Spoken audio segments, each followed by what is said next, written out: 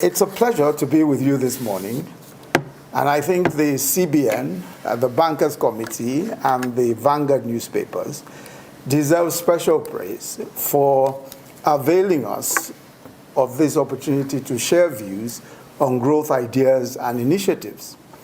To start with, I think it will be important to address the issue of growth from two perspectives.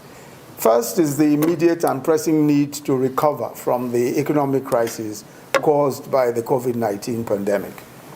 The other is to bring about increased and inclusive growth in the economy. It's of course no longer news that our economy has climbed out of its second recession in 4 years, with the economy growing by about 0.11% in the fourth quarter of 2020, especially after 2 successive quarters of negative growth. The growth rate of 0.11%, though marginal, is encouraging because it's a V-shaped recovery with a growth of 3.74 percentage points from the previous quarter. Indeed, although growth for the full year 2020 was still negative at minus 1.92%, was far better than predicted by domestic analysts and international agencies. So we all as policymakers, lawmakers, business leaders have cause to cheer this relatively good performance, especially in the face of the negative impact of the COVID-19 pandemic. It shows what we can achieve as a nation if all of us work together with sincerity and a sense of purpose towards achieving a common objective. This encouraging growth performance owes a great deal to the early actions of Mr. President, first in providing an initial stimulus and then constituting the Economic Sustainability Committee and the Economic Sustainability Plan. In addition, direct support and easier credit terms with the proactive support of the Central Bank of Nigeria, given to individuals, households, businesses, and some specific sectors greatly helped. Let me stress, however, that we cannot afford to get carried away or let up on our efforts. For one thing, COVID-19 is still with us. And even when we overcome its economic challenges, we still have our ultimate objective of achieving sustainable, and inclusive growth to lift millions of Nigerians out of poverty. We must remember that there is still the risk of a W-shaped economic recovery, where the economy slides back into negative growth if the health outlook worsens, or indeed if we let up on our efforts to stimulate the economy.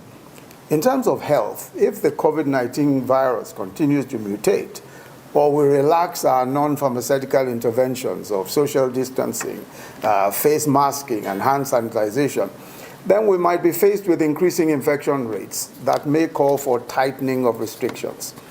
Vaccinations as early as possible will of course help greatly in stemming the tide of the disease and its economic impact. But moving beyond the pandemic-induced crisis, I think that the first step in achieving lasting growth is to focus on productivity, value addition. We simply must encourage value addition in every aspect, in every sector of our economy. For example, in agriculture, our focus must be on processing of raw produce. Adding value, of course, means more jobs, and the value chain makes more money. Same with mining, more beneficiation. Already we've seen quite a few investments in gold refining, and of course, in gold refining in particular, a lot of what we're seeing, and a lot of the value that we're seeing that will be added to the mining of gold, obviously, has multiplier effect on our economy. Manufacturing, especially light manufacturing, is also key. We can be the factory for the continent. We've been discussing the prospects of zero taxes for machinery generally, because machines mean production in one form or the other. We must, of course, encourage investments in information and communication technologies, the creative industry, tourism, amongst others. In sum, government policy should be geared, and this is the thinking generally, to making Nigeria a value-adding economy, especially in our areas of comparative advantage. And talking of comparative advantage, Nigeria must leverage its trading talents. We have some of the greatest traders and entrepreneurs in the world, such that we can become a global trading hub. It's important to loosen generalized restrictions on trade. Blanket import restrictions are a dampener on economic activity because a lot of items that might be needed in the manufacturing process might be affected with a negative consequence or the negative impact on value addition in the economy. Importation itself is not the problem. It is what you import and what you do with it. It is value added at the end of the day that matters. And this is how jobs and wealth can be created. Many countries of the world who manufacture are huge importers, and they import far more than Nigeria. Let's take, for example, garment manufacturing. Bangladesh, the world's leading garment manufacturer, does not produce most of the cotton it uses. As a matter of fact, it grows only 2% of its annual cotton requirement. In 2019, Bangladesh imported $11.8 billion worth of textiles and apparels, while it exported $37.94 billion worth of garments in the same year. So there is every need for us to look at areas where we may have an advantage. And in those areas, we may well need to expand our import capacity. Tourism, hospitality, the entertainment sector, as we all know, suffered severely as a result of the COVID-19 pandemic. But these areas, these sectors, can make significant contributions to economic growth. So some of the interesting ideas coming from the Ministry of Trade and Industry, for example, involve boosting tourism by combining it with trade, such that Africans, including those in diaspora, see Nigeria as the best destination for shopping, for cosmetics, for electronics, for gadgets, for clothes, for shoes, etc. A bit like Dubai, which attracts people from all over the world and in many ways has become the shopping capital of the world. A starting point will then be the introduction of something like a national shopping month, which is one of the suggestions that they've made, so that rather than having what they call the Black Friday, a day, just one day in which a lot of shopping takes place, it can actually be a Nigerian month for shopping, tied to tourism. Another thing that we need to do promptly, and about which discussions are going on, is to combine a strategy of managing limited supplies with one of aggressively expanding the supply base. Now, this is particularly true of foreign exchange. We must address supply.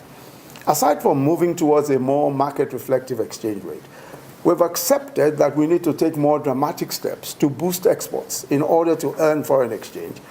And in this regard, there is consensus about other urgent steps that may be required. These include the establishment and promotion of export trading houses, ensuring that companies in the special economic zones export most of their production, expanding and revitalizing the Export Expansion Grant Scheme. Recently, the President approved a $50 billion export expansion facility as part of the Economic Sustainability Plan. And this is, of course, to provide support for exporters, particularly MSMEs. Also, the removal of any existing export restrictions, the creation of special export terminals, the export promotion of non-traditional agricultural commodities such as sesame seeds, fruits, horticulture, hibiscus, cashews, and such like. All of these are crucial. Of utmost importance is that we must remove restrictions on the use of export proceeds. The way to incentivize exporters is to give them the liberty to bring their export proceeds into the economy and use as they please. In a similar context, it is clear, I believe, to government that we must find a way of moving the Nigerian digital economy into overdrive. Of course, the telecom sector in Nigeria has made giant strides, with its value growing almost 40 times from 1990 to date. The point, though, is that we still have a lot more to do. For instance, although widespread computing started less than 30 years ago, India has already managed to build its software exports from scratch to $136 billion by 2019. Similarly, the big six technology companies, as you know, Facebook, Amazon, Apple, Alphabet, Microsoft, and now Tesla, account for up to half of the value of the NASDAQ 100 and had nearly $1 trillion in revenues in 2019. By contrast, Nigerian GDP as of 2019 is just about $450 billion. So what this shows is that as a nation, we have to embrace technology and learn to use it for our own developmental purposes.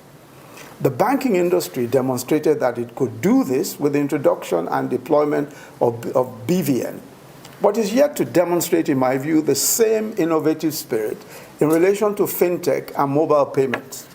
So take, for instance, the challenge that small businesses face in assessing credit because they lack collateral. It's clear that the way to go now is the use of solutions based on artificial intelligence and machine learning algorithms to determine the creditworthiness of people and entities for the purpose of lending without collateral. And we're seeing a good number of small fintech companies offering this service. And this principle is already in play in the mobile telephone sector, where it's possible for subscribers to borrow credit based on the value of their past purchases of airtime. So there's a lot to be done in that area, especially because of the sheer number of MSMEs in Nigeria and the questions around access to credit. We simply have to make access to credit easier. And of course, technology is offering us new opportunities and new vistas, and we must take advantage of them. Now, on the very topical issue of blockchain technology, digital assets, and cryptocurrencies, let me say two things.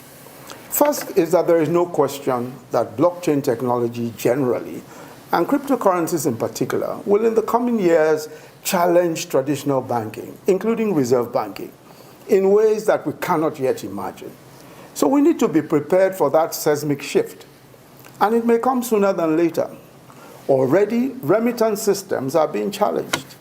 Blockchain technology will provide far cheaper options to the kind of fees being paid today for cross-border transfers by banks. I'm sure you're all aware of the challenge that the traditional SWIFT system is facing from new systems like Ripple, which is based on the blockchain distributed ledger technology with its own crypto tokens. So there are, of course, a whole range of digital assets spawned daily from blockchain technology.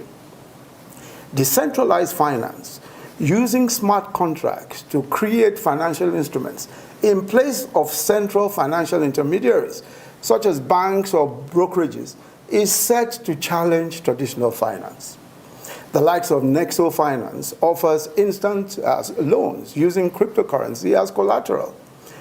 In fact, some reserve banks are already investigating their own, issuing their own digital currencies. Clearly, the future of money and finance, especially for traditional banking, must be or is as exciting as it is frightening. But as we've seen in many other sectors, disruption makes room for efficiency and progress. Secondly, I fully appreciate the position of the CBN, the Securities and Exchange Commission, and some of the anti-corruption agencies on the possible abuses of cryptocurrencies and their other well-articulated concerns. But I believe that their position should be the subject of further reflection. There's a role for regulation here, and it is in the place of our monetary authorities and SEC to provide a robust regulatory regime that addresses these serious concerns without necessarily killing the goose that might lay the golden eggs. So it should be thoughtful and knowledge-based regulation, not prohibition, in my view. The point I'm making is that some of the exciting developments we see call for prudence and care in adopting them, and this has been very well articulated by our regulatory authorities. But we must act with knowledge and not with fear. We must ensure that we are in a position to benefit and in a position to prevent any of the adverse side effects or any of the possible even criminal acts that may arise as in consequence of adopting or taking any of these options. Infrastructure is, of course, critical for increasing growth and productivity. And the Buhari administration has a track record of building roads, rail, and power projects across the country. In spite of this commitment, we're still very far away from meeting the full infrastructural needs of the economy. And this is one reason why we have resorted to public-private partnerships for the provision of infrastructure, in addition to the Road Infrastructure Tax Credit Scheme, through which private sector companies are allowed to recoup the cost of building roads from their tax payment obligations. The President has now approved the establishment of the InfraCo, which will be a public-private partnership chaired by the CBN governor to overcome our infrastructural deficits. I expect that this is a project that will excite the interest of financiers and bankers, and I encourage you all to lend support to make it a success. As we increase investment in all these areas, we must also pay attention to skills. The CEO of Apple Corporation a couple of years ago pointed out that the reason his company makes iPhones in China is not because of the cheap labor, but rather because of the concentration of high-level skills in that country. At the time he made the statement, there were over 2 million app developers in China. Undoubtedly, human capital development underpins growth beyond the benefits that accrue from having a well-educated populace. Before concluding, let me emphasize that in order to engender sustained growth, we must think in terms of scale. I'm quite concerned when I hear that national interventions are classified as pilots, involving sometimes no more than 1,000 people, or such small-scale interventions. Given the size of our population, we simply cannot afford the luxury of pilot projects. We should design our interventions very carefully and then go big. And really, this is the way that our financial institutions must also think in terms of supporting government projects. It was quite puzzling to me when people said that our plan to build 300,000 houses under the Economic Sustainability Plan was too ambitious a target. After all, when you look at it, this is just 400 houses per local government. Yet many of our local governments are larger than some African countries. Who would not consider building 400 houses in 1 year as an onerous task? And I do appreciate the reason, of course, why 300,000 may be considered daunting. Obviously, there are capacity issues, there are even issues around absorbing, some of the implications of building in that way. But the truth is that the task of national development requires that we fire on all cylinders. We simply have to think big and look at how and ensure that we develop the capacity to implement the big things, the projects on scale. After all, at one stage, China was building 1.9 million housing units per year over a number of years. Let me end by restating the obvious, that the banking sector has a crucial part to play in promoting increased and inclusive growth in Nigeria. And I take this opportunity to commend first the Central Bank of Nigeria for the forward-looking support for growth-related initiatives, especially under the Economic Sustainability Plan. The banks also for their patriotic contribution to sustaining growth in the country by creatively accommodating their clients, especially those that face difficulty at the height of the pandemic.